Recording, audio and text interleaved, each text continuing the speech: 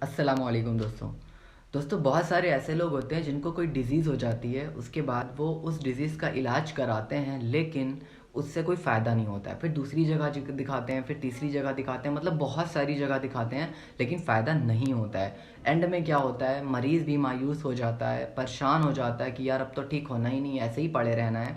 घर वाले अलग परेशान होते हैं, डॉक्टर अलग परेशान होते हैं, हकीम अलग परेशान होते हैं। तो मैं आपके साथ एक दुआ शेयर कर रहा हूँ। एक आयत की है, सिर्फ 5 सेकंड की है। आपको क्या करना है, आपको वो एक कागज़ पे लिख कर अपने गले में टांग लेना है जब आप मायूस हो जाएंगे तब, और उसको 121 बार पढ़कर अपने ऊपर फूंक लेना है, और एक चीनी की प्लेट में 121 बार लिख कर उसको चीनी की प्लेट में लिखेंगे, और फिर उसमें पानी डाल के उसको ऐसे धो के पी जाना है।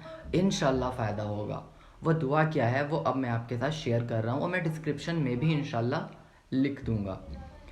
दुआ ये है, या मुईदुर्रिया मुईदुहा बाद फनाइहा बिकुदरतिही या मुईदु। ये दुआ है।